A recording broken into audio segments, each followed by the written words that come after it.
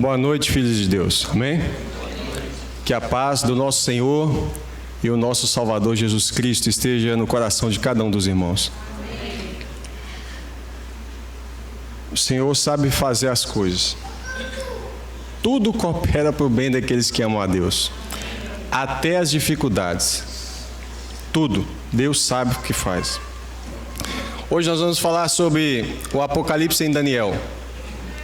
Falamos ontem sobre isso, por que nós devemos estudar o Apocalipse? Por causa das grandes promessas. Apocalipse capítulo 1, terceiro verso diz: bem-aventurado aquele que lê, e aqueles que ouvem, e aqueles que guardam. Ouve as palavras dessa profecia e guardam as coisas que nelas estão escritas, porque o tempo está próximo. Bem-aventurados somos nós, porque lemos e ouvimos e guardamos as palavras que estão ali. Apocalipse é revelação, tem coisas reveladas. Falamos disso ontem também. Não é um livro que fala sobre assuntos indescritíveis, incompreensíveis e apenas simbólicos. Existem sim símbolos, mas os símbolos representam realidades espirituais. Imagina o livro da revelação não revelar. O livro já tem um nome de revelação, ele já começa falando revelação de Jesus Cristo, a qual Deus lhe deu. Então ele tem que revelar coisas para nós, Há um tesouro precioso sobre isso, e nós vamos estar falando sobre esse detalhe. Ontem falamos sobre Isaías 46:10, onde o Senhor diz que ele revela o fim desde o princípio, Gênesis e Apocalipse estão muito conectados. Um novo céu, uma nova terra. Lá em Gênesis foi criado o céu e a terra. Aqui você tinha o Jardim do Éden. Lá você vai participar também da Árvore da Vida. E muitas outras coisas são conectadas.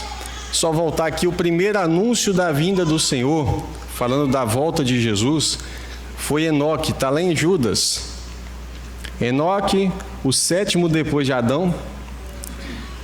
Está escrito o seguinte: profetizou também Enoque, o sétimo depois de Adão, dizendo: eis que é vindo o Senhor com milhares dos seus santos para fazer juízo contra todos e condenar dentre eles todos os ímpios, por todas as suas obras de impiedade que impiamente cometeram e por todas as duras palavras que os ímpios pecadores disseram contra ele.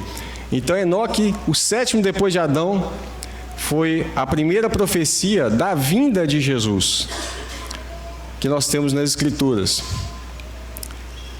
E nós vamos falar sobre o porquê que Jesus não veio ainda. Já pensou por que ele não veio? Aqui está falando assim: nos últimos dias virão escarnecedores, andando segundo as suas próprias cobiças ou concupiscências, e dizendo: onde está a promessa da sua vinda? Eu acho que esses últimos dias nós já estamos vivendo. As pessoas já falam assim: desde que eu nasci eu ouço falar que Jesus está voltando, e até hoje nada. Zombam, desacreditam na vinda de Jesus. Mas eu gostaria da gente dar uma passada no livro de Tiago. Tiago é o livro que eu recomendo para todo novo convertido, porque ele é o livro uma linguagem muito simples, mas quando você tem um entendimento completo da palavra, ele também se torna um livro extremamente revelador. Tiago capítulo 5.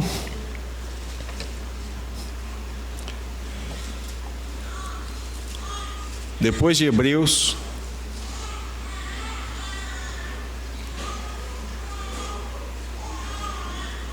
Tiago capítulo 5, verso 7. Amém?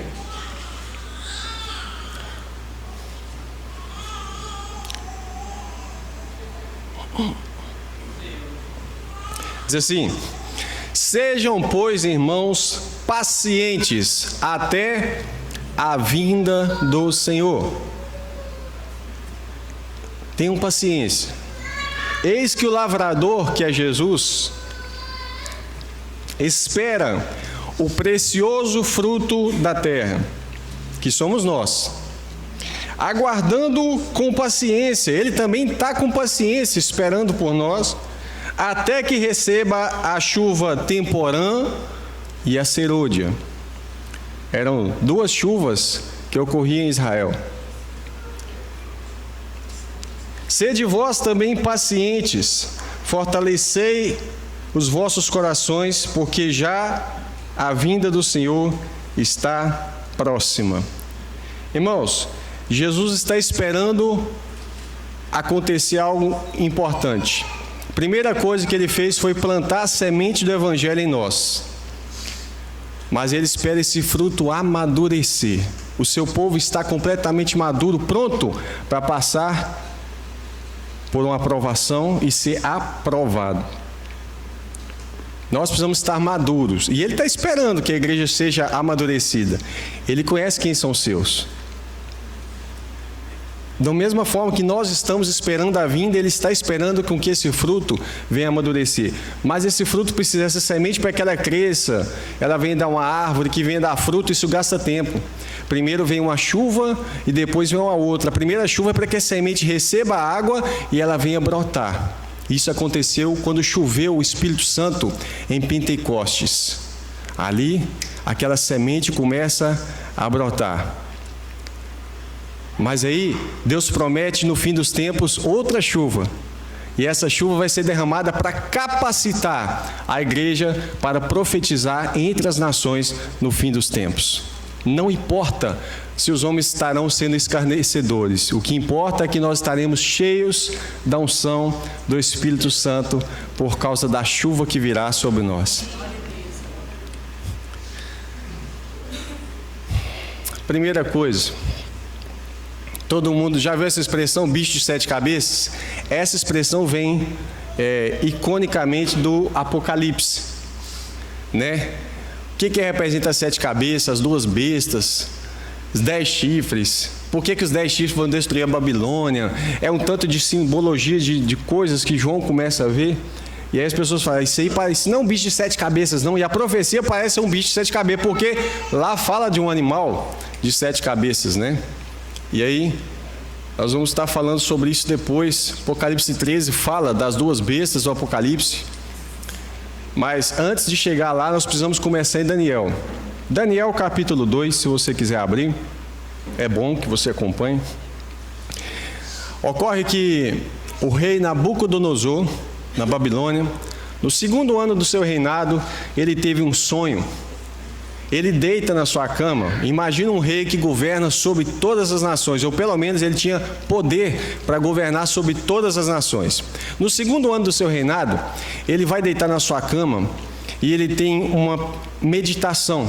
Ele começa a pensar consigo mesmo assim, o que vai acontecer depois de mim? Isso não é uma preocupação normal. Geralmente os reis estão pouco preocupados. E ele deita preocupado, o que vai acontecer depois de mim? E o Senhor Deus do céu dá a ele um sonho. Ele fica incomodado com esse sonho, porque ele sabe que aquele sonho é um sonho que tem algo profundo, mas ele não sabe nada sobre o sonho. Então ele chama os sábios caldeus, os salbeus, lá na Babilônia, e aqueles sábios, ele pergunta a seguinte coisa: eu tive um sonho, mas eu quero que vocês me contem o sonho e a revelação.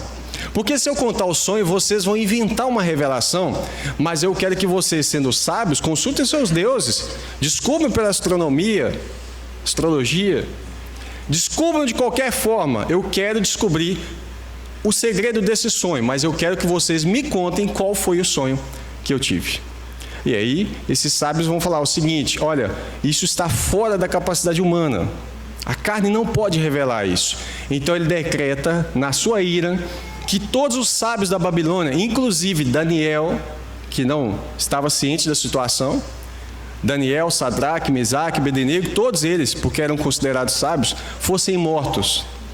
Então, quando chega Arioque, prefeito do rei, e está querendo levar Daniel para ser morto, ele fala: por que vocês estão com pressa? Me dê um tempo que vai ser revelado. Então ele vai para sua casa, chama os seus companheiros em oração, se prostra diante do Senhor e começa a pedir revelação.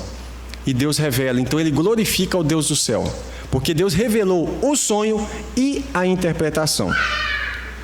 A partir do verso 28, vamos ler um pedacinho, porque ele está dizendo que esse segredo que o rei Nabucodonosor está querendo, ninguém pode revelar para ele, nem sábios, ninguém poderia revelar, a não ser Deus. Então ele diz no verso 28 do capítulo 2 de Daniel: mas, ninguém te revela, mas há um Deus no céu, o qual revela os mistérios. Ele ainda hoje faz isso. Ele, pois, fez saber ao rei Nabucodonosor. Nabucodonosor era um rei que não era de Israel, mas Deus deu a ele a graça de receber uma informação preciosa do tempo do fim. O Senhor fez saber ao rei Nabucodonosor o que há de acontecer quando? Nos últimos dias. O teu sonho e as tuas visões da tua cabeça que tiveste na sua cama são estes: estando tu, ó rei, na tua cama, subiram os teus pensamentos acerca do que há de acontecer depois disso. E aí o rei começa a olhar, imagina ele olhando para Daniel com os olhos fitos e falando assim: como é que você sabe que eu estava preocupado em querer saber o que vem depois? Aquele, pois, que revela os mistérios, te fez saber o que há de ser. Deus mostrou para você. E a mim me foi revelado esse mistério, não porque haja em mim mais sabedoria que em todos os viventes. Não sou eu, a glória não é minha, é isso que Daniel está dizendo. Mas para que a interpretação se fizesse saber ao rei, para que entendesses os pensamentos do teu coração. Tu, ó rei, estava vendo e viste uma grande estátua, e essa estátua era imensa, cujo esplendor era excelente. Estava em pé diante de ti, e a sua aparência era terrível. Essa estátua tem um significado. A cabeça daquela estátua era de ouro fino. Nós estamos vendo ali aquela estátua com a cabeça de ouro.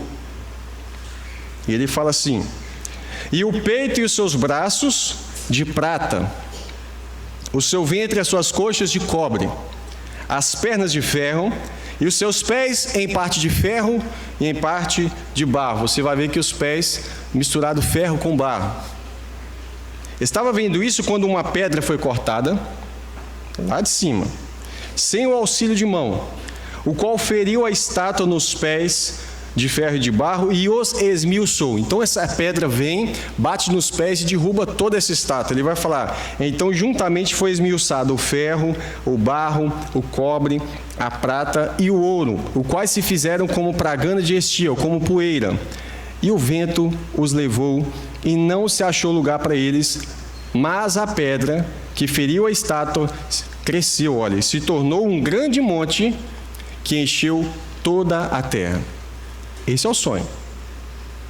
Esse é o sonho, também darei a sua interpretação. Diremos na presença do rei: tu, ó rei, és rei de reis. Olha o título que Deus deu para Nabucodonosor. É por isso que ele vai falar o seguinte: você é a cabeça de ouro. O ouro é o metal mais precioso que existe, ouro finíssimo. Tu é rei de reis. A quem o Deus do céu tem dado o reino, o poder, a força e a glória. E onde quer que habitem os filhos dos homens, na tua mão entregou os animais do campo e as aves do céu, e fez que reinasse sobre todos eles. Tu és a cabeça de ouro. Nabucodonosor tinha autonomia para governar sobre todos os homens na terra.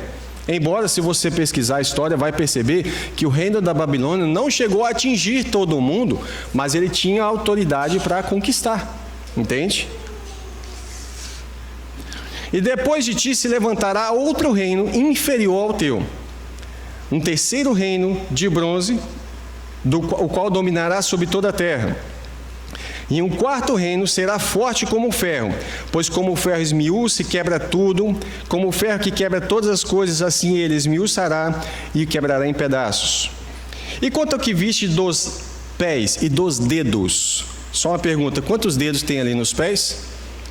10. Guarde isso. Deus está pegando detalhe na estátua do dedo do pé, porque isso é importante para o tempo do fim. Se Nabucodonosor, a Babilônia, era a cabeça, o tempo vai passando e o metal vai perdendo o seu valor, até chegar no barro. Essa estátua está como se tivesse uma estátua andando com os pés sujos na lama. E está misturando ferro com barro, mas depois dos 10 dedos ainda vai surgir um só de barro. Esse é o anticristo, mas ele não foi revelado para Nabucodonosor, mas foi revelado os parceiros dele, que são 10 reis que estão representados ali nos 10 dedos da estátua. Percebe que vai caindo a qualidade do material, o valor desse material. E o barro representa pecado, sujeira. O salmista fala que me tirou num charco de lama, não é isso? E ele vai falar assim: quanto ao que viste dos pés e dos dedos, em parte de barro de oleiro e em parte de ferro, isso será um reino dividido. Contudo, haverá nele alguma coisa da firmeza do ferro. Porquanto viste o ferro misturado com barro de lodo. Lodo, sujeira. Barro fala do homem também. O homem foi feito de barro. E o lodo fala da sujeira mesmo, do pecado completo. O homem da iniquidade está conectado com isso. Quem é esse? O anticristo. E ele vai falar assim: e como os dedos dos pés eram em parte de ferro e em parte de barro, assim por uma parte o reino será forte, mas por outra será frágil. Quanto ao que viste do ferro misturado com barro de lodo, misturar-se-ão com semente humana, mas não se apegarão um ao outro, assim como o ferro não se mistura com barro. Nos dias desses reis, nos dias desses 10 reis aqui, o Deus do céu levantará um reino. Lembra da pedra que foi cortada lá sem auxílio de mãos humanas? É Deus que está trabalhando. Essa pedra representa Jesus, que está vindo do céu. O Deus do céu levantará um reino que não será jamais destruído. Esse reino não passará a outro povo, ou seja, um reino eterno. Esmiuçará e consumirá todos esses reinos, mas ele mesmo subsistirá para sempre.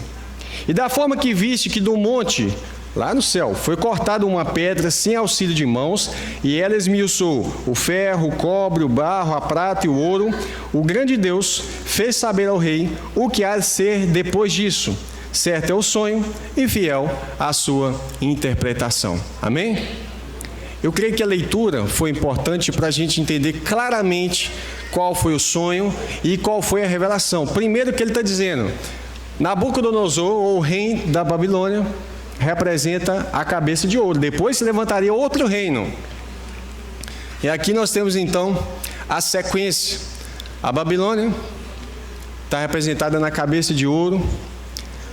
O Império Medo-Persa, olha os braços cruzados, eu gostei dessa imagem, porque o braço cruzado representa 2 reinos unidos. O Império Medo-Persa, ele sempre trabalhou junto, mas existiam os medos e os persas. Por isso você lendo Daniel, você vê que começa a falar do período da Babilônia, e depois começa a falar de Dário, começa a falar de Ciro, que era o persa, Dário era Medo, mas ali está falando de um só reino, porque os medos e persas formaram o Império Medo-Persa. Depois nós temos a Grécia. Você vai ler nos livros de história, às vezes fala assim, o Império Macedônico.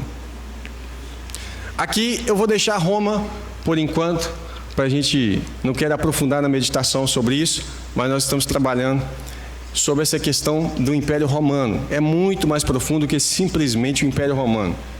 Mas o que importa para nós é que no fim, nós vamos ter aqui 10 reis, mais o anticristo. Deixa eu cortar o anticristo aqui, porque o anticristo não foi revelado para Nabucodonosor. Só os 10 reis. Esses 10 reis são os 10 reis que dão poder para o anticristo, para que ele venha governar sobre as nações. Ou seja, na prática é Deus que dá poder para tudo isso, né?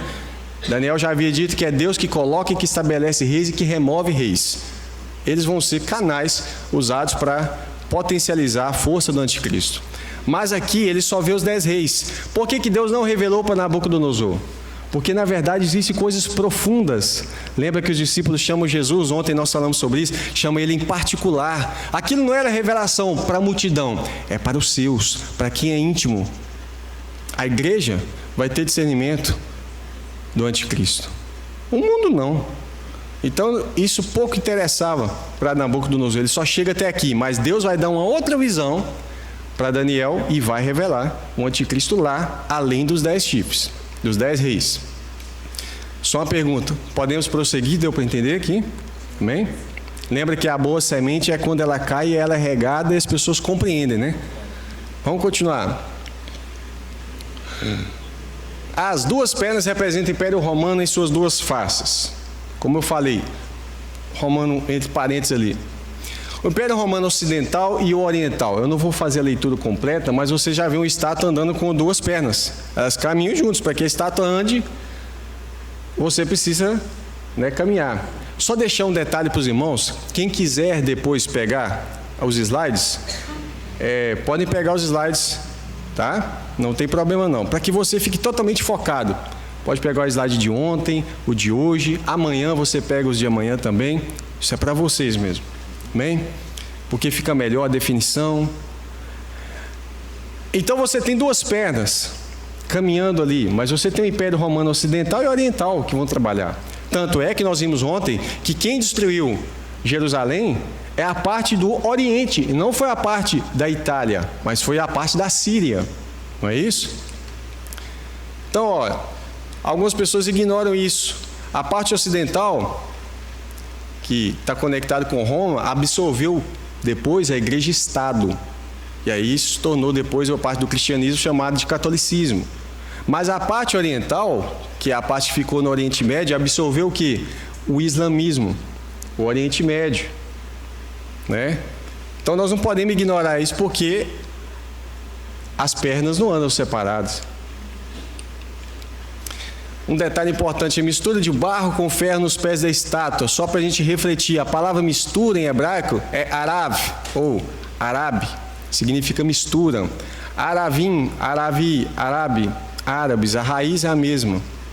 É como se falasse assim que o árabe é um povo misturado. Por que ele é misturado? Porque você tem os filhos de Abraão, você tem ali Isaac, mas você teve antes de Isaac quem? Ismael. Os ismaelitas fazem parte dos árabes. Depois, dos filhos de Isaac, você teve lá Jacó e Esaú. De Jacó, Deus muda o nome dele para Israel. Pronto, separa esse povo Israel. Mas o povo de Esaú se junta com os ismaelitas, se misturam. Além disso, depois que Sara morre, Abraão ainda casa com Quetura e vai ter vários filhos ali. Entre eles você tem Midian, que dá origem aos midianitas, e vai surgir também os amalequitas. E toda essa turma está conectada com os povos árabes também.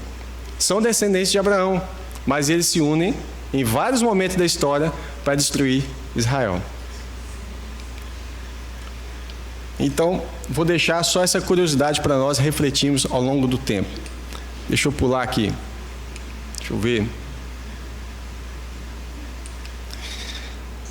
O material, já tinha falado, né? Você percebe que ele vai perdendo valor. Então, se ele começa no ouro naquele tempo, depois ele cai para prata, para bronze ou cobre, depende da sua tradução.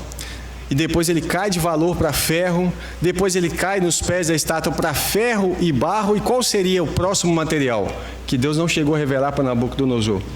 O barro. Porque você já viu uma mistura ali, depois o próximo valor seria o de menos valor, seria o próprio barro, que esse aqui representa o próprio anticristo, a pessoa em pecado. A Bíblia chama ele de homem do pecado, ou homem da iniquidade, ou chama ele de iníquo, né? Aquele que se levanta contra tudo que se chama Deus, aquele que odeia Deus, que tudo que você falar que é princípio cristão, ele é anticristo, ele é contra tudo que é de Deus. Ou seja, o pecado é o prazer dele, é agredir as leis de Deus. A pedra cortada esse auxílio das mãos, essa pedra é Cristo. Deixa eu ler esse Mateus 21, 42. Olha que interessante.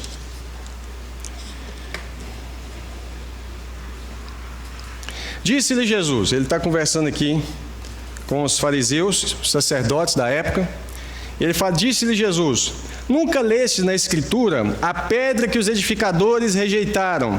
Essa pedra foi colocada por cabeça do ângulo. Pelo Senhor foi feito isso, e é maravilhoso aos seus olhos. Jesus está falando de si próprio. Portanto, olha o que Jesus fala com os sacerdotes fariseus daquela época. Portanto, eu vos digo que o reino de Deus, ô Israel, preste atenção, o reino de Deus vai ser tirado de vocês e vai ser dado a uma nação para que dê os seus frutos. Deus quer fruto. Se não der fruto, lembra, eu sou a videira, quem está nele tem que dar fruto. Se não der fruto, ele corta e é jogado no fogo. Agora ele fala para Israel, olha, o reino de Deus, vocês acham só porque são descendentes de Abraão segundo a carne, estão garantidos para o resto da vida? Se não der fruto, é cortado. O reino de Deus vai ser tirado de vocês e vai ser dado para uma nação. Sabe quem é a nação? Pedro falou, vós sois a nação santa. O reino de Deus está em vocês, pelo Espírito Santo. Vai ser dado para a nação, mas para quê? Para ficar em casa? Para quê? Para dar frutos. Esse fruto tem que alimentar as nações. É para isso que serve fruto, não é para ficar olhando e falar que é bonito. É para alimentar. Vai ser dado para a nação para dar fruto.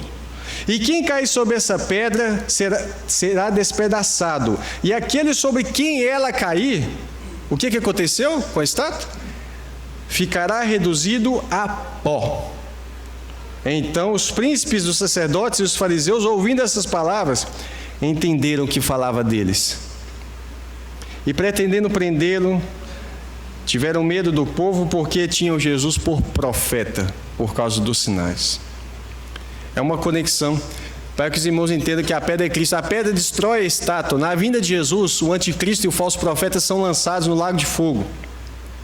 Só para dizer uma coisa, não existe ninguém no inferno ainda. Inferno, lago de fogo. Ninguém. Quem vai inaugurar o lago de fogo é essa dupla dinâmica aí, o anticristo e o falso profeta. A besta e o falso profeta, assim está escrito em Apocalipse 19. Eles vão ser lançados no lago de fogo. 1000 anos depois do milênio, que nós vamos saber amanhã, vamos estudar sobre isso. 1000 anos depois, Satanás vai ser lançado lá também, aonde está ainda a besta e o falso profeta, que foram lançados vivos. Eles ainda vão estar lá, para provar que eles não foram consumidos quando foram lançados. A pedra transforma-se num grande monte. O que significa monte? Reino, que enche toda a terra. Ou seja, o reino de Deus é o reino eterno. Essa pedra vem, bate no pé da estátua, derruba toda a estrutura governamental que existe no mundo, corrupta. Irmãos, pensa bem. O milênio, que são 1000 anos do reino de Cristo na terra, vai ser uma maravilha. Pensa esse mundo hoje, do jeito que ele está aqui hoje. Tira toda a corrupção. Meu irmão, o Brasil seria maravilhoso de se morar. Os Estados Unidos chega nem perto do que poderia ser um mundo sem corrupção. Um mundo administrado por um rei, onde ele é justo com todos. Esse é Jesus. É isso que ele vai fazer. Essa pedra vai vir do céu e nós fazemos uma oração que Jesus ensinou. Quando orar, diz o seguinte: Pai nosso que está no céu, santificado seja o teu nome. Venha a nós o teu reino. E esse reino está vindo. É Jesus vindo. Ele vai vir destruir as estruturas desses governos malignos para estabelecer o reino de Deus aqui. E ele vai governar e ele vai provar para todos nós que o Senhor Deus é justo. Vai ter abundância. Irmãos, é lindo demais o milênio. E sabe de um detalhe? Esse reino vai ser dividido. Ele vai compartilhar o reino com os seus, que somos nós. E aí a Bíblia diz que nós vamos ser reis e sacerdotes. Sabe o que o rei faz? Ele governa, ele julga, ele orienta. Sabe o que um sacerdote faz? Ele instrui na lei de Deus. Ele caminha com o povo. Imagina, você, durante esse período, vai estar pegando as nações. Nós vamos falar sobre essas nações amanhã. Vai pegar essas nações e vai ensinar o caminho do Senhor. A Bíblia fala que o Senhor vai dar autoridade para que Cristo e nós venhamos fazer isso. Quebrar as nações como vaso de oleiro. Para que o oleiro quebra o vaso? É para descartar? Não, é para utilizar.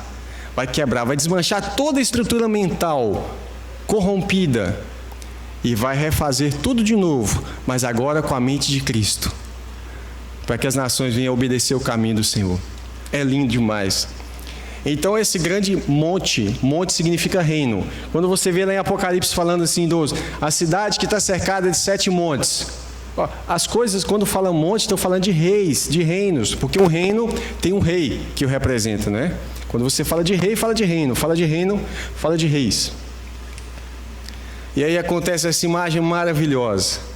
Uma pedra lançada do céu, bate nos pés da estátua e derruba toda essa estrutura que vem sendo. Aí você fala, mas a Babilônia ainda existe? Existe, irmão. O modelo da Babilônia ainda está caminhando no meio de nós. Ou você não percebe que nós ainda estamos sob influência de muitas coisas do Império Romano, do grego, isso na filosofia e em várias outras áreas a gente é influenciado por todos esses impérios que passaram. Mas Jesus vai vir e vai derrubar tudo isso. Agora olha para essa estátua. Essa estátua aí que você está vendo em pé, é o anticristo. É a imagem da besta. É um governo que precisa ser derrubado, por quê? Porque ele tem se levantado contra Deus. E isso começa bem antes. Se você lembrar, lá no Egito, os judeus já eram escravizados e foram perseguidos. O povo de Deus, né, os israelitas lá, até então eram toda a nação. Na Síria eles são perseguidos também.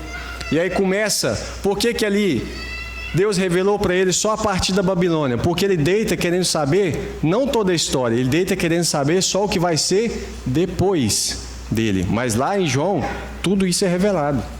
Lá em Apocalipse, né? Veja aquela estátua lá que Deus tinha mostrado para Nabucodonosor. Nabucodonosor, você é o quê? Você é a cabeça de ouro. Sabe o que o bonitão fez? Ele mandou fazer uma estátua toda de ouro, querendo dizer, não, o meu reino é eterno. O meu reino não passará. E ele fez uma afronta ao Senhor, e ele faz igualzinho a besta vai fazer. Faça a imagem da besta, e o povo vai fazer a imagem da besta, porque o falso profeta vai dizer para que o povo faça. O povo vai fazer a imagem da besta, agora adore a imagem da besta. E quem não adorar, morre. O que Nabucodonosor fez como um protótipo do anticristo naquele tempo? Adora a imagem. E quem não adorar, morre também. Mas Deus tem os seus fiéis. Sadraque, Mesaque, Abednego não se prostram. Daniel não estava lá perto porque ele ficava à porta do rei. Então, quando alguém estivesse passando por ali, deveria se prostrar. Agora, Sadraque, Mesaque e Abednego passam ali, não se prostram, e aí eles são levados para a fornalha de fogo ardente.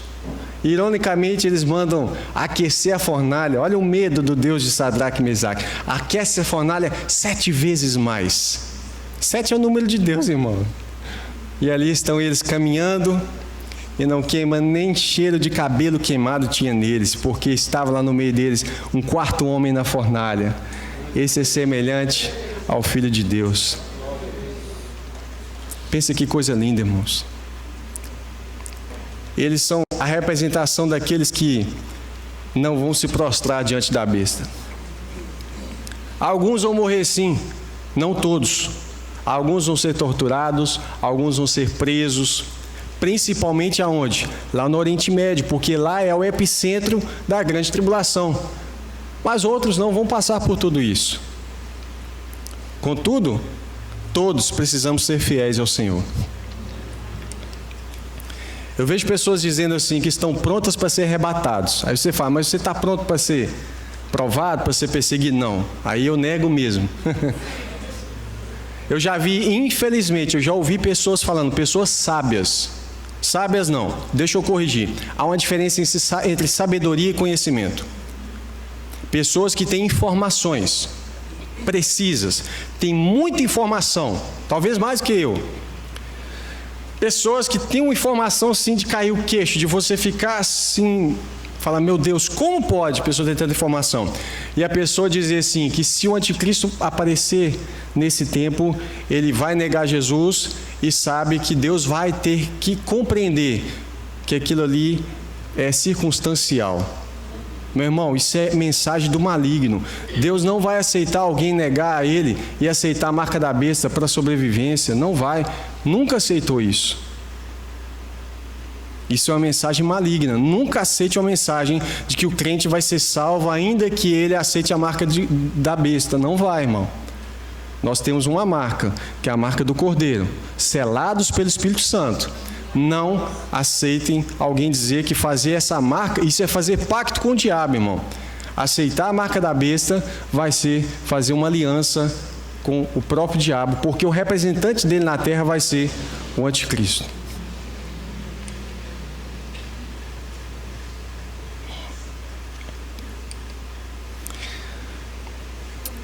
Você já viu que o Nabucodonosor se achou o camarada, né? Fez a estátua dele. Só que a coisa linda é que Deus fez ele comer até grama. A Bíblia fala que Deus abate o soberbo. Mas Deus foi tão misericordioso com ele, que ele ficou ali muito tempo comendo grama. E depois que passou o tempo, Deus restitui o reino para ele. E aí, então, para que Deus fez isso? Para que da boca dele nós tivéssemos uma das maiores declarações da glória de Deus. E ele chama Deus de sempiterno. Sabe o que ele está dizendo? Antes e depois, ele reina. Ele sabe, se eu estou reinando hoje é porque o Deus do céu me restituiu o reino. Porque ele é o Deus dos deuses. Ele é o rei dos reis. É ele que manda. Aquele rei que estava soberbo agora declara que Deus é soberano. O mais importante é que Deus revela a Nabucodonosor que no fim de tudo isso, o Senhor Jesus Cristo reinará para sempre. E aí nós vamos para Apocalipse 11, ao tocar da última trombeta, que é a 7ª trombeta, está escrito assim: e o 7º anjo tocou a sua trombeta, e houve no céu grandes vozes, pum, que diziam: os reinos da onde? Do mundo. É isso que a estátua estava profetizando. Os reinos do mundo vieram a ser de quem? Do Senhor e do seu Cristo. E ele reinará para todo o sempre. Se há novo céu e nova terra, vai ter reino na terra também. Está entendendo? É por isso que é importante estudar o milênio. O milênio é só uma partícula de um reino que é eterno. Ele é só a introdução do reino. Mas o reino continua sendo eterno. E Deus tem os seus reis e sacerdotes, que terão seus corpos glorificados. A igreja vai estar em outro estágio. Quando eu falo em outro estágio, é que você não vai estar mais num corpo corruptível, um corpo que se adoece, que se entristece, que tenha sono, não, que se enfraquece. A Bíblia fala que dos seus olhos, dos nossos olhos, serão enxugados toda lágrima. E lá não haverá dor, nem rancor, nem mágoa, nada que venha nos entristecer, só alegria. Pensa, nós estamos completos, cheios do Espírito Santo para a eternidade, onde Ele é alegria, paz no nosso coração. E agora você tem reino. Você que viveu como servo, imagina, morrendo no sofrimento, padecendo na atualidade para reinar na eternidade. É esse que é a mensagem do Evangelho.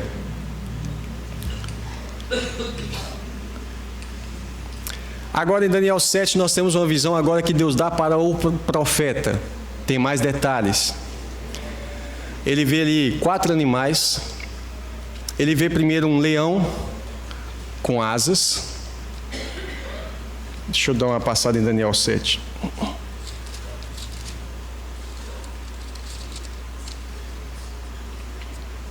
Daniel capítulo 7, verso 2.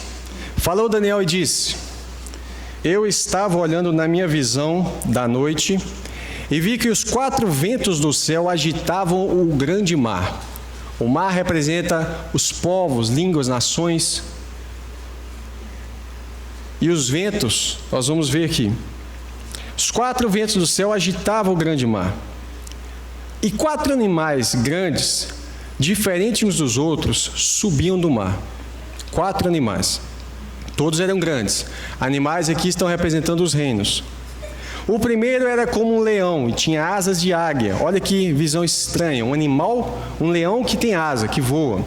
A gente já tem medo de um leão que está andando na terra. Imagina um leão que te alcança voando.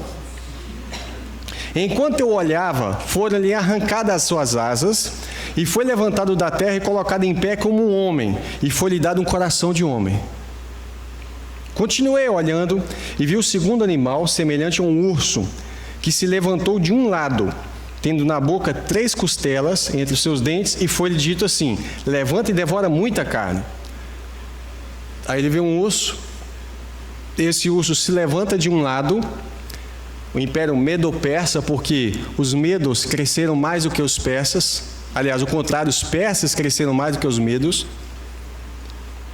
e aí ele tem 3 costelas, que são 3 reinos que foram abatidos pela Babilônia: a Lídia, ou Líbia, a Etiópia e o próprio Egito. Depois disso, continuei olhando e vi outro animal semelhante ao leopardo, o qual tinha 4 asas de ave nas suas costas, e tinha também esse animal 4 cabeças, e foi-lhe dado domínio. Agora um leopardo com 4 asas e 4 cabeças. Depois eu continuei olhando nas visões da noite e vi o 4º animal, terrível e espantoso e muito forte. Tinha dentes grandes dentes de quê? Ferro. Lembrou da estátua? E ele devorava e fazia em pedaços, pisava os pés do que sobravam. Era diferente de todos os animais que apareceram antes dele. E tinha quantos chifres? 10. No final das pernas de ferro, você tinha pés que tinham quantos dedos? 10. Esses 10 chifres são aqueles 10 reis que estavam lá na estátua. E estando eu a considerar os chifres, porque chamou a atenção dele, eis que entre eles subiu outro chifre, não fazia parte dos 10, entre eles subiu outro chifre, pequeno, diante da qual os 3 primeiros foram arrancados. E nesse chifre havia olhos, olha, um chifre com olho, e como de homem, e uma boca que falava grandes coisas. Agora esse chifre pequeno, ele vai crescer, ele vai virar um chifre grandão, com olhos de homens, e com boca que fala coisas arrogantes. E ele fala: eu continuei olhando, até que foram colocados uns tronos, e um ancião de dias, que é Deus o Pai, se assentou. E a sua veste era branca como a neve, e o cabelo da sua cabeça pura como a pura lã. E o seu trono era chamas de fogo, e as suas rodas de fogo ardente. Um rio de fogo manava e saía diante dele, milhares e milhares o serviam, milhões e milhões assistiam diante dele, assentou-se o juízo e abriram-se os livros. Aqui ele já vai lá para frente, para o juízo final. Então eu estive olhando por causa da voz, das grandes palavras que o chifre proferia, estive olhando até que o animal foi morto, e o seu corpo foi desfeito e entregue para ser queimado pelo fogo. Esse animal aqui vai ser totalmente destruído. Deixa eu cortar o Roma aqui, porque ele não pode representar só Roma, não. Ele tem algo a mais. Mas deixa aí. E ele diz o seguinte: esse animal foi destruído. Quanto aos outros animais, foi-lhe tirado o domínio. Acabou o estilo de governo. Porque você já percebeu que o animal ali, o leão é a Babilônia, o urso é a Média Pérsia e a Grécia, o Império Grego. O sistema de governo deles cai por terra. Contudo, ele fala assim: todavia, foi-lhe prolongada a vida até certo espaço de tempo. E aí, nós estamos falando o seguinte: quando Jesus vier, ele vai destruir esse animal com chifres, etc. e tal, mas ele ainda vai permitir que os outros reinos, o povo desses reinos venham subsistir por um certo espaço de tempo. Que período é esse? O milênio. Eles vão ser quebrados como vaso de olheiro, vão ser reeducados na lei do Senhor. Ele fala assim: eu estava olhando as minhas visões da noite e vi que vinha nas nuvens do céu como o Filho do Homem. Quem é esse? Jesus. Ele estava subindo, ele estava falando da ascensão de Cristo. E dirigiu-se ao ancião de dias, e o fizeram chegar até ele. E agora ele já pula lá na frente, e foi-lhe dado o domínio, a honra e o reino. Para que Jesus recebeu o domínio? Para que todos os povos, nações e línguas o servissem. Você sabia que Jesus tem um propósito de reinar sobre a terra? Muitas vezes nós não sabemos da mensagem do reino. Nós oramos: venha a nós o teu reino, mas na nossa mente nós falamos assim: vamos para o teu reino, e esquecemos que ele precisa estabelecer o reino dele aqui na terra também. Essa é a mensagem do reino. E aqui o que está falando que Jesus recebe domínio, foi-lhe dado o domínio, a honra, o reino, para que todos os povos, nações e línguas o servissem. De que povos que ele está falando aqui? No céu? Não, ele está falando na terra. Ele fala assim: o seu domínio é um domínio eterno, que não passará, e o seu reino tal, que não será destruído. Quanto a mim, Daniel, essa visão foi profunda para ele. O meu espírito foi abatido dentro do meu corpo, e as visões da minha cabeça me perturbaram. Pensa o profeta agora tendo essa visão, esse sonho estranho, onde tem animais com asas, com 4 cabeças, muito esquisito. Um animal terrível com 10 chifres. Um chifre pequeno sai do meio, quebra os chifres ali, assume a autoridade. E ele fica perturbado com isso. E ele começa: Senhor, me dá revelação. Senhor, me explica essas coisas, eu não estou entendendo. E ele fala assim: e cheguei a um dos que estavam perto e pedi-lhe a verdade acerca de tudo isso. E ele me disse e me fez saber a interpretação das coisas, para a glória de Deus. Hoje nós também podemos saber a interpretação dessas coisas. E ele diz: esses grandes animais, que são 4, são 4 reis que se levantarão da terra. Mas os santos do Altíssimo, eles levantaram da terra, não foi? Mas o nosso reino é reino do céu. Cuidado, não é reino no céu, reino dos céus, que vem para estabelecer na terra, para que... Lembra de um hino, na Assembleia de Deus tem um hino maravilhoso que fala assim: nesse tempo céu e terra hão de ser a mesma grei. Ou seja, hão de ser o mesmo governo. É isso que aquele autor desse hino estava na mente, entendendo a realidade do reino, que infelizmente parou de ser pregado. Nós pregamos às vezes um reino aqui na terra para o dia de hoje, que Deus te deu um evangelho para você conquistar, para você ganhar, para você prosperar, que está errado, está completamente errado sobre a mensagem do reino. E esquecemos de falar que Jesus vai vir para colocar tudo isso em ordem. E sabe quem vai ser os governantes com ele? Nós. Essa é a mensagem do reino, onde o céu e terra, onde tem um mesmo governo. Mas vai ser preciso discipular as nações para que isso venha ocorrer. E Deus vai usar os sacerdotes. Sabe quem é os sacerdotes? Nós. E ele fala assim: esses 4 animais são 4 reis que se levantarão da terra. Mas, vamos ler aí, verso 18: os santos do Altíssimo. Quem é santo aqui? Amém? Amém. Os santos do Altíssimo receberão o reino. Nós vamos receber o reino, receber a posse do reino. Quando fala em Mateus 25, ele fala assim: vinde benditos do meu Pai, possuir, agora é a hora da posse, possuir por herança o reino que vos está preparado desde a fundação do mundo. Isso já está preparado no coração de Deus, mas o tempo de tomar posse ainda não chegou. Por enquanto nós sofremos, por enquanto padecemos, mas vai chegar um tempo que reinaremos com Ele. Mas os santos do Altíssimo receberão o reino e possuirão para quando? Para todo sempre, de eternidade em eternidade. Esse reino é nosso. Então eu tive desejo de conhecer a verdade a respeito do 4º animal, que era diferente dos outros, muito terrível. Daniel não ficou chocado com esses animais aqui, ele ficou chocado com esse, mas principalmente com o chifre pequeno. E ele fala assim: muito terrível, cujos dentes eram de ferro, e as suas unhas eram de bronze. Olha, lembrou que tem bronze na estátua? E ele fala assim: que devorava e fazia em pedaços, e pisava os pés do que sobrava. Tem muita coisa que não vai dar tempo de entrar em detalhes, mas eu estou destacando para que isso desperte na sua mente uma centelha, para você começar a meditar na Escritura. O que tem a ver o ferro? O que tem a ver o bronze? E também a respeito, o que ele queria saber? Dos 10 chifres que tinha na cabeça, e do outro que subiu, pequenininho, do qual diante dele caíram 3, isso é, daquele que tinha olhos. Eu queria saber, sabe, aquele chifre que tinha olhos,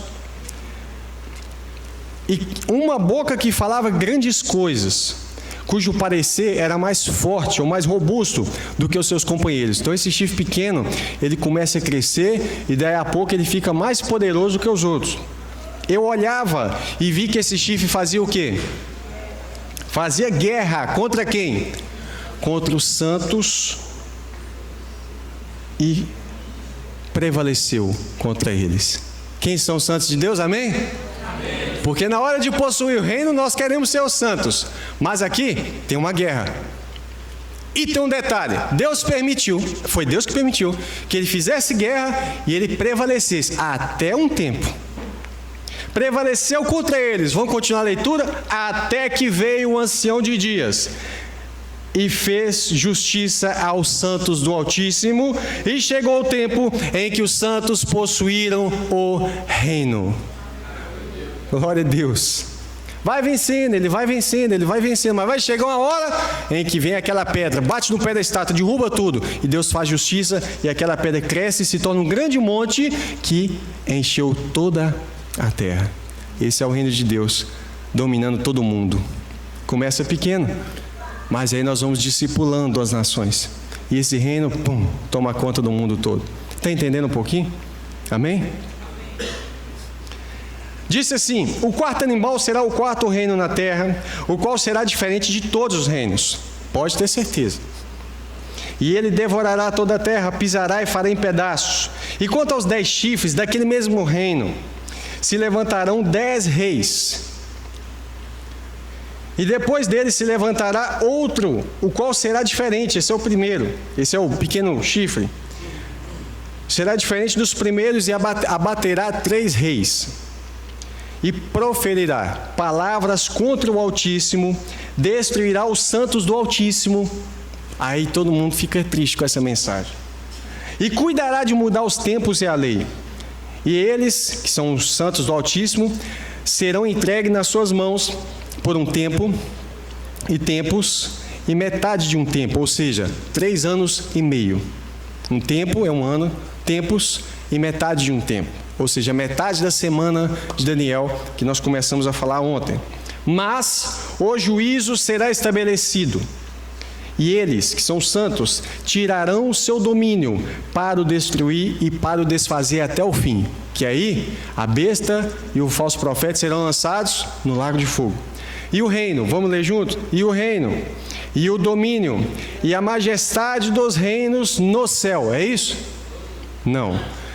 O reino, o domínio e a majestade dos reinos debaixo de todo o céu. Aonde que fica isso? Na terra. Isso é o milênio. Serão dados ao povo dos santos do Altíssimo, que somos nós. O reino, o domínio e a majestade debaixo de todo o céu vai ser dado ao povo dos santos do Altíssimo. E o seu reino será um reino eterno. Todos os domínios o servirão e lhe obedecerão. Sabe por que todos os domínios vão obedecer você? Porque você será rei e sacerdote. Agora você entende por que Jesus está vindo. Ontem eu falei que Jesus entra em Jerusalém, primeiro montado num jumentinho emprestado, um filhote de jumenta. Jesus entra lá com aquela cavalgadura simples, né? Aí eles arrancam lá folhas de palmeiras e jogam ramos ali, Hosana, mas depois aquele mesmo multidão fala, crucifica-o. Mas agora Jesus vai vir, montado como um cavaleiro, montado num cavalo branco, e na sua veste, na sua coxa está escrito, Rei dos... Opa, quem são os reis? Somos nós, e ele é Rei dos reis, Senhor dos senhores. Glória a Deus. E ele está vindo com seus reis atrás. A multidão de cavaleiros vestidos de vestes brancas, porque veste branca significa veste sacerdotal, porque vocês são reis e sacerdotes, agora transformados, prontos com a mente de Cristo, para sermos justos diante das nações, para julgar com justiça, para não ser corrompidos pela corrupção, pelo pecado, pela ganância, porque tudo é vosso, vós de Cristo e Cristo de Deus. Essa é a mensagem do reino. Já passamos essas explicações. Uma observação: as 4 asas do leopardo Alexandre o Grande, ele vai conquistar muito rápido. Você vê que o leão, ele tem 2 asas, ele conquista, mas Alexandre o Grande, ele conquista tudo muito rápido. Mas ele governa com mais 3 dos seus companheiros: Arideus, irmão de Alexandre, Alexandre, filho de Alexandre, e Hércules, filho do Alexandre, seu filho. Esses 4 estão governando sob a autoridade do próprio Alexandre. São as 4 asas, conquistam rápido. Mas depois que Alexandre morre, o seu reino é dividido entre seus 4 generais, que é Cassandro, Seleuco, Lisímaco e Ptolomeu. Desses, os mais importantes foi Seleuco, onde forma os Seleucidas, e Ptolomeu, os Ptolomaicos, que é o Egito. Vamos lá, Cassandro fica com a parte da Macedônia, Grécia e Épiro. Os historiadores fazem essa divisão entre Macedônia e Grécia ali. Mas o Império Macedônico é o Império Grego. Seleuco fica com a Babilônia. Opa! Quem é esse? Síria. Lembra ontem do Síria? E parte do Oriente Médio. Lisímaco fica com Trácia, Bitínia e parte da Ásia Menor. Já Ptolomeu fica com o Egito, Líbia, parte da Arábia, a Celocíria e a Palestina. Por ele ter ficado com a Palestina, vai começar a ter um conflito. E aí, você vai estudar isso em Daniel 11, não vai dar tempo de explicar, onde começa a ter uma guerra entre o rei do norte e o rei do sul. Rei do norte, os Seleucidas, da Síria. Daniel 11, a explicação é essa. O rei do norte é o rei da Síria, os Seleucidas. E o rei do sul, Ptolomaicos. Ptolomeu, rei do Egito. Então eles começam a guerrear, fazer guerra um contra o outro. Às vezes você vê que o rei do norte vence o do sul vence o do norte, e você fala assim, mas um matou o outro, depois ele volta e mata o de cima. E não é isso que está ocorrendo, é a transição dos reis. Então, às vezes, a guerra, um vai vencer, o outro vence, e vai assim até o tempo do fim. E ali Deus está falando do passado, mas depois ele fala do fim dos tempos. Deus está profetizando ali que vai ocorrer guerra no fim dos tempos entre o rei do norte e o rei do sul. Ou seja, o anticristo, que a Bíblia chama ele de rei do norte, ele vai encontrar resistências. Ele não vai ser, embora Deus dê o domínio para ele conquistar as coisas, ele vai ter resistências. E você vê que aqui vai ter essa guerra e no fim das contas o rei do norte vence. Ou seja, o anticristo vai vencer. Até que chega o ancião de dias. Deixa eu só fazer um paralelo aqui com a besta. Deixa eu ver se eu vou chegar lá. Depois eu volto aqui. Vamos abrir Apocalipse 13.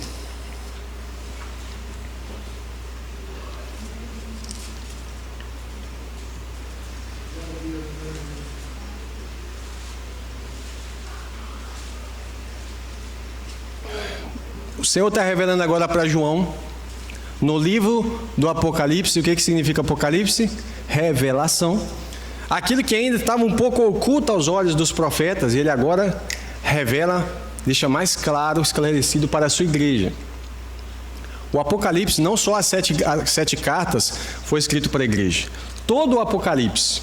Porque quando a gente vê o finalzinho,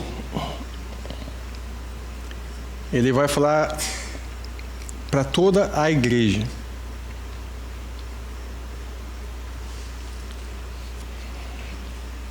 Apocalipse 13, capítulo 13, verso 1 diz assim: E eu, João, me pus sobre a areia do mar. Lembra do mar? Que é as nações. E vi subir do mar uma besta. Besta é uma fera, é um animal. Ele está vendo um animal terrível.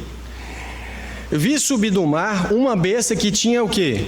7 cabeças e 10 chifres. E sobre os seus chifres, 10 diademas. Deixa eu voltar aqui. Apocalipse 12, João também teve uma visão parecida. Ele está vendo uma mulher grávida. No quarto verso, ele fala assim, no terceiro verso, Apocalipse 12, 3, vamos lá?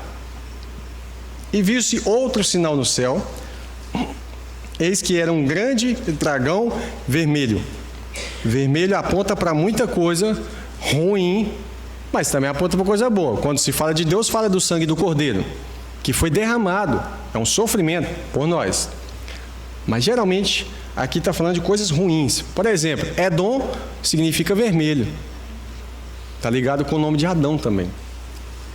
Viu-se outro sinal no céu, eis que era um grande dragão vermelho. Quem é esse dragão? O diabo. Ele começa lá no jardim como uma pequena serpente, não é assim?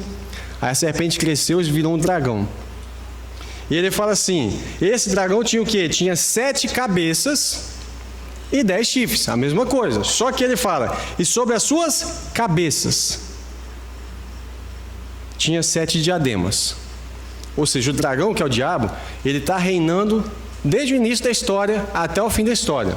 Sobre as cabeças estão as diademas. Diadema fala o período de glória, o período em que ele está governando. Então ele está governando desde o início até o final da história, até Jesus vir e quebrar ele. Já João, está vendo? Vamos voltar para lá? Eu me pus sobre a areia do mar e vi subir do mar uma besta que tinha 7 cabeças e 10 chifres. A mesma coisa, 7 cabeças e 10 chifres. Você vê a semelhança dela com o diabo, ou seja, é o próprio diabo que está estabelecendo esses reinos ali. Mas agora ele fala sobre seus chifres, não sobre as cabeças, sobre os chifres. Estão as diademas. Quantos chifres que eles têm? 10. Lembra dos 10 dedos no pé da estátua? Lembra dos 10 chifres lá daquele animal terrível? Pois é, o que ele está dizendo é que agora ele está tendo a visão do tempo dos 10 reis. Por isso as diademas estão nos chifres, nos 10 chifres. Ou seja, o tempo do governo final é o que ele está vendo. E sobre as suas cabeças um nome de blasfêmia. E a besta que vi era semelhante ao leopardo. Lembra do leopardo? Ela parece um leopardo, a Grécia. E os seus pés como de urso, Média Pérsia. E a sua boca como de leão, Babilônia. Olha que besta esquisita. Ela pegou toda aquela profecia de Daniel. A besta é um leopardo com pé de urso e boca de leão. E o dragão, que é Satanás, lhe deu o poder, domínio espiritual, e o seu trono. Lembra que ele também tentou dar esse trono para Jesus? Jesus foi tentado, 40 dias sendo tentado, e depois ele chega e começa a provar Jesus na subsistência, no seu alimento, tenta provar ele com glória, com coisa, e fala assim, mostra todo o reino do mundo, num instante, mostra os reinos do mundo para Jesus, e fala assim, tudo isso me foi dado, e foi mesmo, lá no Jardim do Éden, quando o homem perde o domínio sobre as nações. Tudo isso me foi dado. Deus tinha falado com Adão, domina sobre os animais, domine sobre isso, domine. Aí Adão vai lá e cai na conversa da serpente, e agora Deus está profetizando, na profecia de Daniel, que os animais estão dominando sobre os homens. Essa é a revelação dos animais sendo governo sobre os homens. Agora não mais o homem está dominando, mas os animais estão dominando sobre os homens, mas Jesus vai vir e voltar ao governo da forma certa. O Jardim do Éden é o protótipo do reino de Deus, irmãos. É a coisa linda. E agora você vê o seguinte, esse trono que Satanás deu para a besta, ele ofereceu para Jesus, ele fala, tudo isso me foi dado e eu dou a quem eu quero. Tudo isso eu te darei se prostrado me adorares. Aí Jesus fala, está escrito o quê? Somente ao Senhor Deus adorará, prestará culto somente a Ele. Mas o anticristo recebe esse trono porque ele adora Satanás. Entenda uma coisa, a religião do fim mesmo, a religião final do anticristo é o satanismo na mais alta categoria. Adorar o dragão, ou adorar o anticristo, ou a sua imagem é a mesma coisa de adorar o diabo, a mesma coisa. Ele é a imagem da besta. Assim como Deus enviou o seu Filho, e você adorar Jesus Cristo, o Filho de Deus, ou adorar o Pai é a mesma coisa. Você adorar o anticristo, ou a sua imagem, ou adorar Satanás, que deu o trono para ele, vai ser a mesma coisa. Entendeu? Por isso, ele vai se levantar contra tudo que se chama Deus, ou que se adora, porque a adoração ele só vai aceitar para ele. Ele vai tolerar no início, mas depois ele não vai tolerar mais, ele vai querer ser como Deus. Copia tudo de Deus. E outra, além de receber poder, o trono, ele recebe também grande poderio. Ele recebe tanto poder político, quanto poder espiritual, maligno. E ele fala assim: e eu vi uma das suas cabeças como ferida de morte, e a sua chaga mortal foi curada. Olha uma figura de uma ressurreição. Percebe? Foi ferido para morrer. Pá. Aí depois está vivo. O que vai acontecer?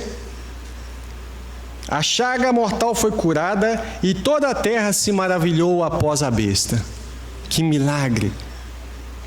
E adoraram o dragão. Olha, eles adoraram o próprio Satanás, que deu à besta o seu poder, e adoraram a besta, dizendo: quem é semelhante à besta?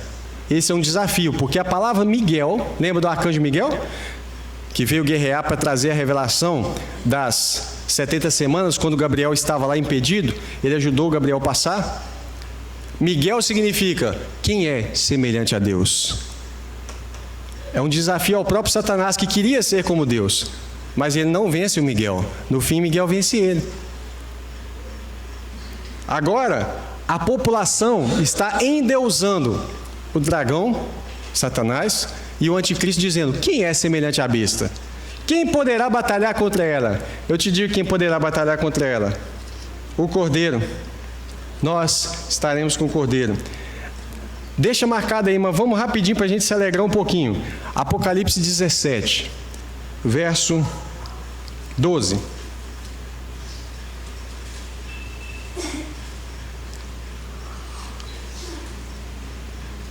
Aliás, deixa eu ler a partir do verso 9, porque tem algo profundo aqui. Vamos falar daqui a pouquinho. Isso é para a mente que tem sabedoria. As 7 cabeças são 7 montes. Lembra o que é monte? Que também são 7 reis. Monte não é montanha literal, irmão. Monte, na profecia, é reino. Então também são 7 reinos, ou reis. 5 já caíram. Aí ele está falando para João naquele tempo. 5 reinos dele já caiu, já passou. 1 existe. João estava no tempo do Império Romano, lembra disso? Então não era ele. Ele fala assim: outro ainda não é vindo.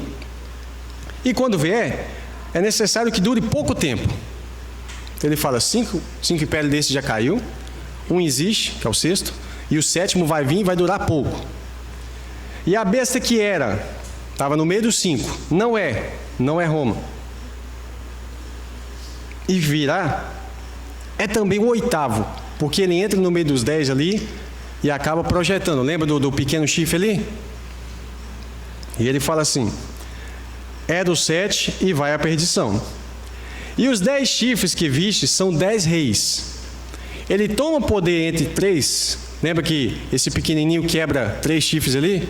Porque toda organização que nós temos, você tem liderança. Por exemplo, você tem um grupo do G20 hoje, não tem? Dos 20 países mais ricos do mundo, mas entre eles você tem lá os Estados Unidos, a Rússia, a China, você tem os líderes dentre eles. Os 10 também tem. Esses vão concordar em passar a presidência, vice-presidência, toda a autoridade para que o anticristo domine sobre todos eles. E aí fala assim: e os 10 chifres que viste são 10 reis que ainda não receberam o reino, mas receberão poder por 1 hora junto com a besta. Ou seja, eles só vão assumir poder lá no tempo do fim. Está entendendo? Eles não podem assumir poder antes de qualquer maneira. É só no tempo do fim. Ou seja, há uma interpretação de que esses 10 foram 10 reinos que aconteceram lá no início do Império Romano. Não é, porque eles assumem junto com a besta. E detalhe, eles vão ser quebrados pelo próprio Cordeiro. E aí ele diz assim: receberão poder com a besta. Eles têm uma mesma intenção, esses 10, e entregarão o seu poder e autoridade à besta. Então, se fossem lá os 10 supostos reinos, eles falam bárbaros, né? Irmão, se você pegar um pouquinho do livro de história, você vai ver que tinha muito mais de 10. Se eu não me engano, eram 17 reinos que eles dividiram, os bárbaros na época. Os ostrogodos, visigodos e etc. Não eram 10. Se forçam a interpretação para falar 10, para tentar encaixar. Mas o que a Bíblia fala? Eles vão receber poder junto com a besta, eles vão passar autoridade para a besta, e naquele tempo todos eles vão cair. E fala assim, e estes, que são os 10, combaterão contra o Cordeiro. No passado isso ocorreu? Não. Eles vão combater contra o Cordeiro. Quem é o Cordeiro? Jesus. Mas o Cordeiro os vencerá, porque é o Senhor dos senhores e o Rei dos reis. Continuando, vencerão também os que estão com ele, chamados, eleitos e fiéis. Jesus vai guerrear e o exército dele vai ser nós. E ele vai vencer em nós também. E ele continua, verso 15. E disse-me, as águas que viste onde se assenta a prostituta, águas, lembra os mares? São povos, multidões, nações e línguas. Só para ficar claro, a Bíblia explicando a própria Bíblia, que as águas ali são povos, são as nações. Então, quando esses animais subiram no meio das águas, estão subindo no meio dos povos. São reinos humanos. Voltando para Apocalipse 13, você já viu que essa besta parece ali um leopardo, tem pés de urso, boca de leão, recebe poder do dragão. E aí a população está gritando lá, quem é semelhante à besta, quem pode vencer? Nós já sabemos, o Cordeiro vai vencer. E fala assim, foi-lhe dado uma boca para proferir grandes coisas. Boca para proferir grandes coisas. Lembra lá do chifre pequeno que tinha uma boca que falava grandes coisas? E blasfêmias. E lhe deu o poder para agir por 42 meses, que é o quê? Tempos e metade de tempo, 3 anos e meio, 42 meses. E abriu a sua boca em blasfêmias contra Deus, para blasfemar do seu nome, do seu tabernáculo e dos que habitam no céu. E foi-lhe, olha o verso 7, foi-lhe permitido, aquele chifre pequeno que aqui está simbolizado na besta, fazer o quê? Fazer guerra contra quem? Contra os ímpios, amém? Não, os ímpios são dele. Fazer guerra contra os santos e vencê-los. Nessa hora ninguém quer ser santo. Mas esses santos aí devem ser os judeus. Tem que ser os judeus. Irmão, santo é quem é lavado e remido no sangue do Cordeiro. Santo é quem recebeu o Senhor Jesus como Senhor e Salvador. Do contrário, ninguém é santo. É Ele que nos santifica. E aí ele está dizendo assim, e deu-lhe poder sobre toda tribo, língua e nação. Olha que coisa. A mesma coisa que foi dita em Daniel. Olha em comparação, o chifre pequeno de Daniel 7 e a besta de Apocalipse 13. O chifre pequeno era muito mais robusto, muito forte. Aqui você vê, a besta também, grande poderio, a expressão, muito forte. Fala palavras arrogantes, também profere grandes coisas. Ou fala palavras arrogantes, como fala aqui, abriu a boca em blasfêmias. Blasfema contra Deus, reina durante 1260 dias. A mesma coisa, reina durante 1260 dias, 42 meses, 3 anos e meio. Guerreia contra os santos, vence os santos. Governa até a vinda do Senhor. A besta vai estar lá no fim. É derrotado pelo juiz. O chifre pequeno é a mesma besta. É isso que eu estou mostrando. Aliás, é isso que a Bíblia está mostrando. Voltando um pouquinho, em Daniel 8, há uma visão em que um bode e um carneiro estão fazendo guerra. Deixa eu fazer uma leitura aqui. O carneiro representa o Império Medo-Persa, onde o chifre maior simboliza a supremacia da Pérsia. Você tinha 2 chifres lá. 10 anos após essa visão, Ciro havia de fato se expandido para o ocidente, para o norte e para o sul. Porque lá está falando isso. Esse carneiro estava se expandindo. A imagem do bode, a Grécia, representa os poderes políticos pagãos. Nessa visão, o bode representa o Império Grego, com Alexandre o Grande como principal governante.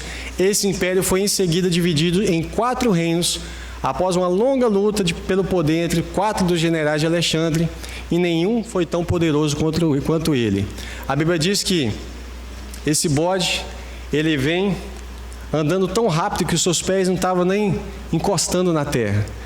E ele vem e vence a Média Pérsia, né? Ou seja, vence o carneiro. É uma profecia para o tempo do fim. Mas o que tem de interessante? Que nesse bode, fala lá de um chifre pequeno também que surge. E esse é outra figura que Deus está usando para falar do anticristo.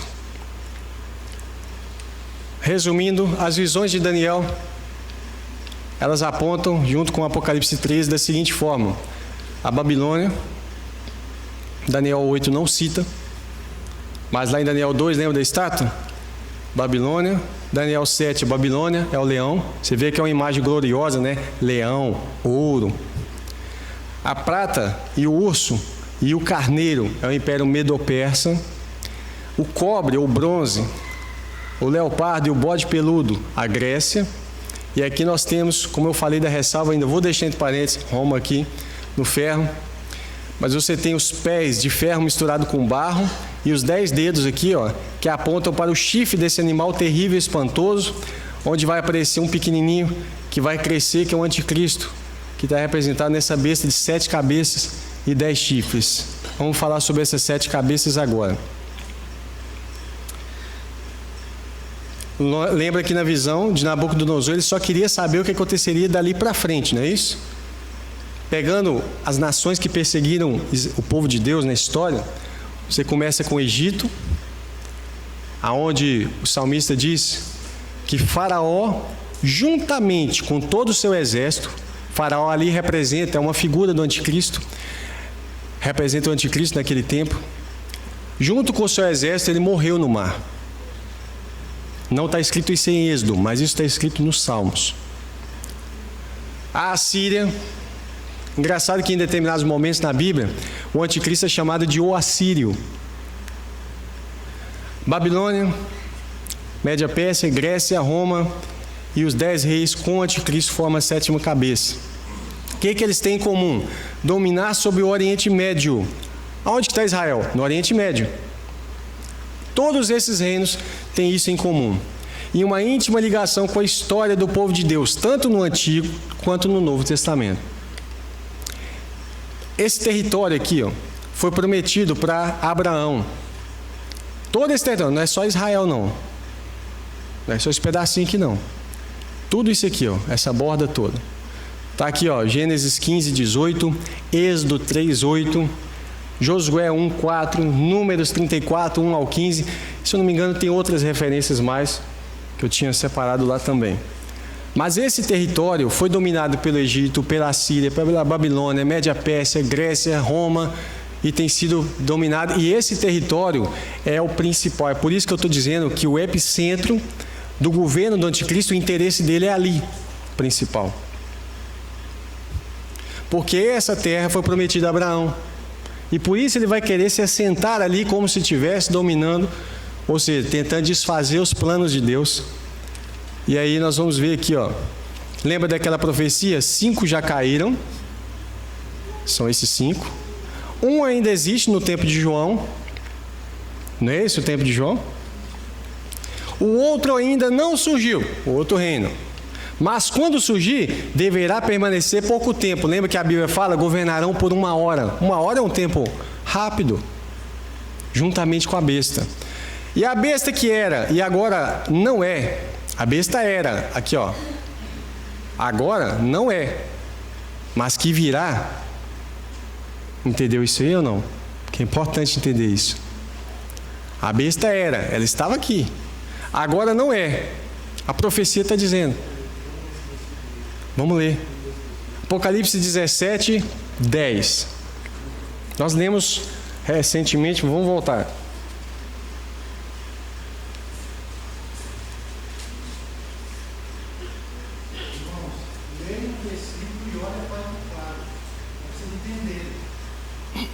Verso 10. E também são 7 reis, né? As 7 cabeças são 7 montes. Verso 9, sobre os quais a mulher está sentada, também são 7 reis. 5 já caíram. Um ainda existe. O outro ainda não veio. Não surgiu. Mas quando surgir, vai permanecer por pouco tempo. A besta, que era e agora não é. Agora, no tempo de João, não é. Mas que virá no fim dos tempos.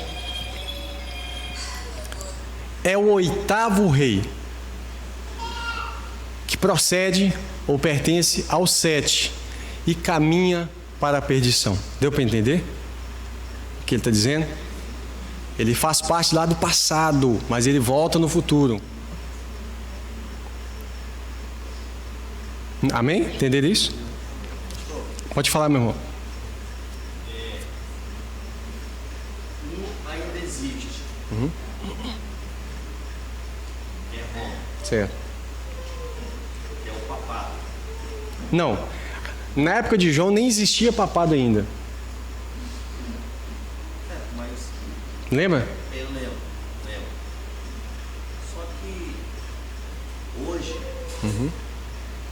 a igreja apostólica romana, ela é um império, praticamente um império. Isso. A liderança muito forte. Já foi mais forte, mas ainda é forte. Mais forte, ainda é forte. E ela influencia quase o mundo todo. Influencia muitas coisas no mundo todo, no modo político. Tanto é que quando o Papa vai visitar uma nação ou outra, uma segurança enorme, Perfeito. né? Então ela ainda existe hoje.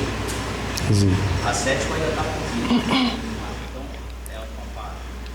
É esse? O Império Romano. Império Romano. O Império Romano, o que acontece? O Império Romano, como nós falamos ontem, ele é muito abrangente, né?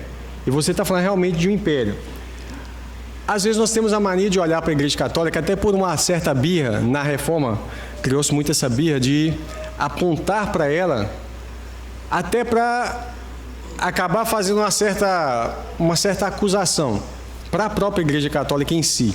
Porque se há uma reforma e sai o protestante, protesta contra, ele acaba olhando para lá como sendo o anticristo, sendo o Papa em si. E aí, isso tem sido ensinado, inclusive alguns chegam a ensinar que o Papa João Paulo II, o que morreu, sexto, João Paulo II, alguns dizem que ele vai ressuscitar e que a profecia estaria falando de ferido de morte, que ele vai voltar e não tem nada a ver com o Papa, irmão. Só um detalhe. Às vezes nós olhamos para um ponto e esquecemos outro. Preste atenção. A Igreja Católica, por forte que ela é, ela ainda não é tão forte no mundo quanto o islamismo é. Só por um efeito de comparação. Só por um efeito de comparação. As nações têm se prostrado diante do islamismo. Se você quiser fazer uma pesquisa sobre a história dos escudos do Barcelona e do Real Madrid, eles precisaram tirar símbolos cristãos do escudo para receber o patrocínio, sabia? E as nações vão se prostrando. A Europa está sendo dominada. Aquele poder que a Igreja Católica supostamente teria sobre o mundo todo, olha como é que está a sede. A Europa, onde a Igreja Católica tem a sua sede, a Europa está totalmente islamizada, ou seja, misturada com semente humana. Coisas que não se ligam, porque as culturas são totalmente diferentes. No fim, não vai existir uma cultura euro-islâmica, não. O que vai existir é a Sharia, simplesmente o islamismo dominou irreversivelmente a Europa. Então, assim, aquele poder que nós atribuímos para a Igreja Católica, na verdade, ele já ruiu. Só não vamos perceber porque, às vezes, a nossa mídia, ela não aponta o que está acontecendo de fato lá. Irmãos, lá está terrível a situação na Europa, principalmente para os cristãos. Pode ter certeza, né? Você vê até a dificuldade da Inglaterra sair pelo Brexit, né? Mas a questão toda é essa. O que ele está falando ali é de reino que vai dominar. Esse que vai acontecer aqui, que vai dominar por pouco tempo, o 7º, também não pode ser a Igreja Católica, porque é pouco tempo. E esses 10 vai dar poder para quem? Para a besta. E eles vão governar junto com a besta naquele tempo do fim e vão ser vencidos pelo Cordeiro. Entendeu? Mas agora veja bem, vamos colocar como o irmão sugeriu aqui, que Roma ainda tivesse, porque nesse tempo de João não existia a igreja institucionalizada. Isso acontece lá a partir do 4º século, né? Ainda estava no 1º século. Suponhamos que a igreja católica estivesse fazendo parte de Roma ali naquele tempo, ou vamos contar Roma até quando o Império Romano Oriental cai, bem mais para frente. Ainda assim, Roma estaria fora da contagem. Por quê? Porque um ainda existe. Depois vai vir outro que não surgiu e que vai surgir por pouco tempo, vai durar pouco tempo. E a Igreja Católica se gloria de existir já há 2000 anos, embora a gente saiba que a igreja, como ela é formalizada hoje, ela surge a partir do 4º, 5º, 6º século, que ela vai ser formatada. Mas eles falam que isso começa lá com Pedro, né? Que a Igreja Católica foi Pedro que instituiu ela, e não é verdade. Mas estamos aqui então, como o irmão sugeriu, inserir, vamos colocar Roma Católica, pode ser? Roma, Igreja Católica. Não é o Papa a besta. A igreja parou de olhar para as profecias e com as suas birras começou a olhar para aquilo que era considerado inimigo religioso. Começou a olhar para a Igreja Católica, porque estava muito latente aquela guerra durante a Reforma Protestante. Então a Igreja Católica claramente foi vista como o primeiro alvo, tanto de Lutero e qualquer outro reformador, Calvino e etc. Por quê? Porque eles viam na Igreja Católica uma figura mal, porque não queria receber as orientações das 95 teses e outras coisas que foram ali aplicadas durante a Reforma. Porém, nós vemos que ainda vai surgir um 7º reino, que dele vai sair o anticristo. E esse 7º reino não pode ser nem a Igreja Católica e outro reino, porque dura pouco tempo e é no tempo do fim. Lembra do tempo do fim, onde o Cordeiro vem? Vamos lá. Tentei desenhar uma bestazinha no PowerPoint só para simbolizar, para a gente entender.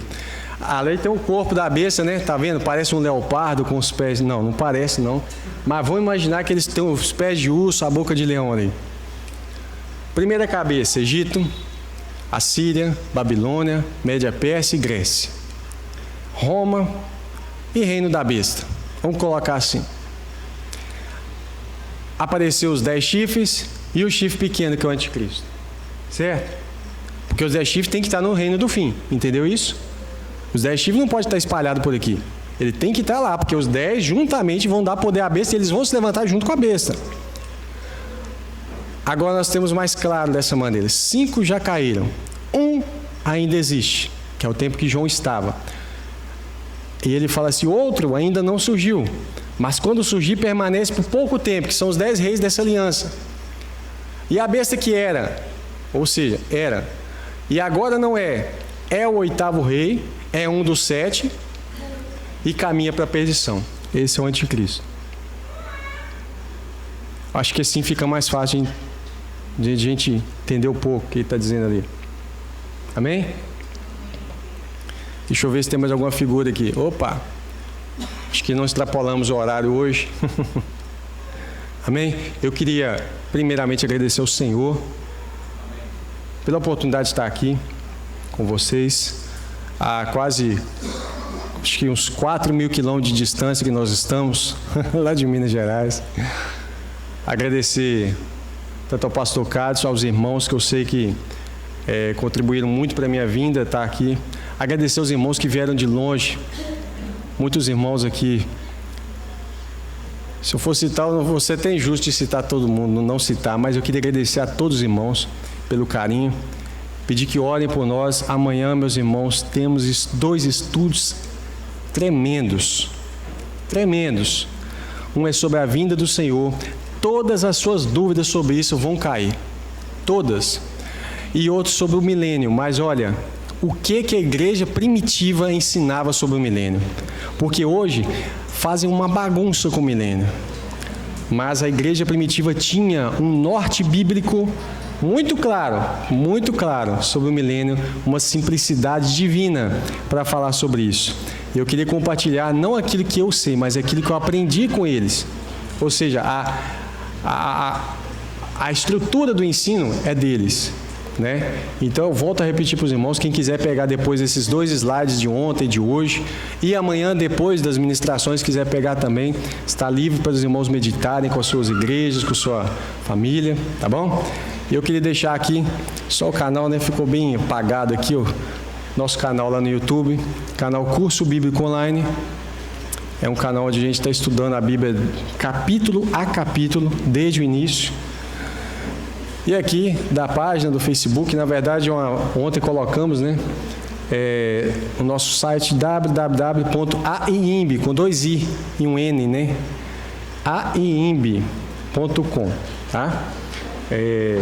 Queria agradecer o pastor Cádio, passar a palavra. Que Deus abençoe, até amanhã. Estaremos novamente às 5h30.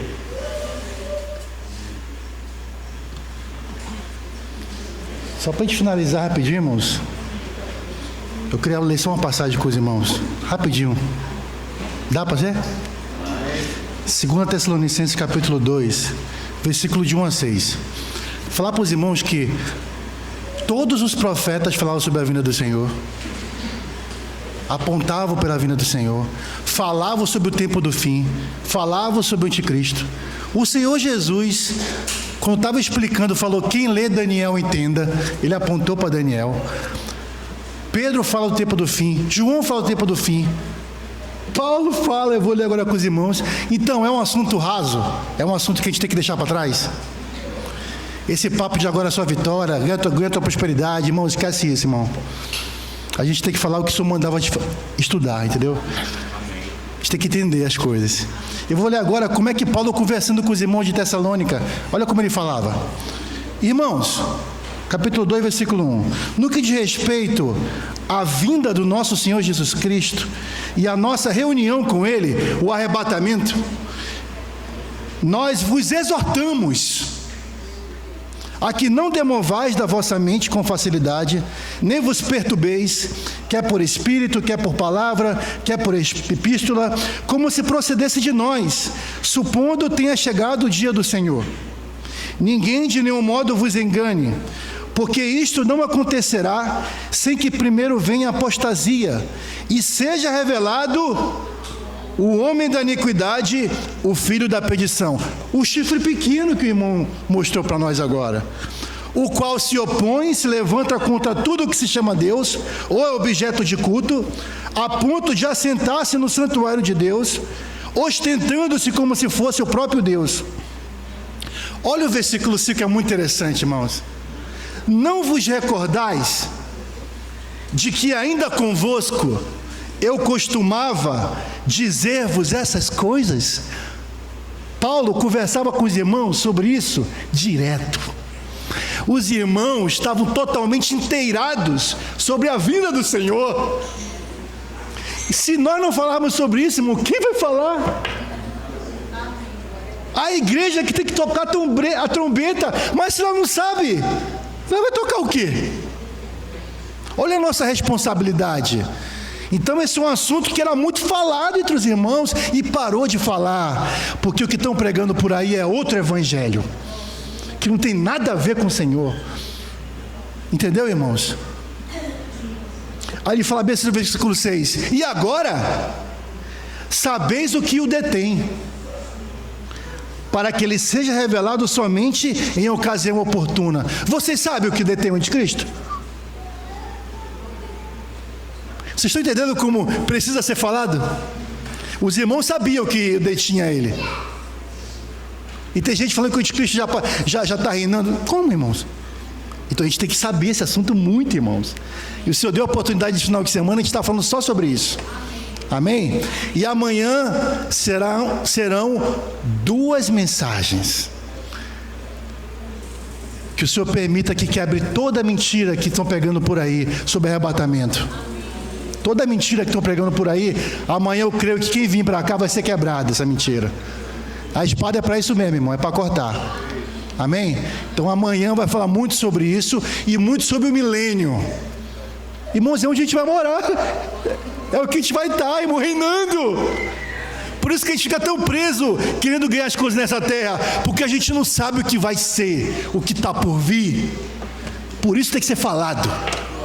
Eu espero que os irmãos orem bastante, dando graça para o irmão. O inimigo tem se levantado muito nesse final de semana. Então vamos orar, irmão. Não somente orar, vigiar. Tá vigilantes. Queria ter um momento de oração ainda com os irmãos. Pai, nós te louvamos, te agradecemos, Senhor. O Senhor tem cuidado de nós. Tu és esse noivo cuidadoso. Tu és esse sumo sacerdote que está entre os candeeiros, suprindo com óleo. Muito obrigado, Senhor, pelo teu cuidado amoroso. Que essa palavra possa sim, Senhor, cair em boa terra. Possamos ser o teu povo aqui, Senhor, proclamando a tua palavra. Nos guarda aí do retorno para nossa casa. Nos traga amanhã, Senhor, com o espírito quebrantado, com o coração como boa terra, sedento pela tua palavra. Rogamos a ti, papai, guarda-nos em teu nome. É o nosso rogo nessa noite. Rogamos em nome de Jesus.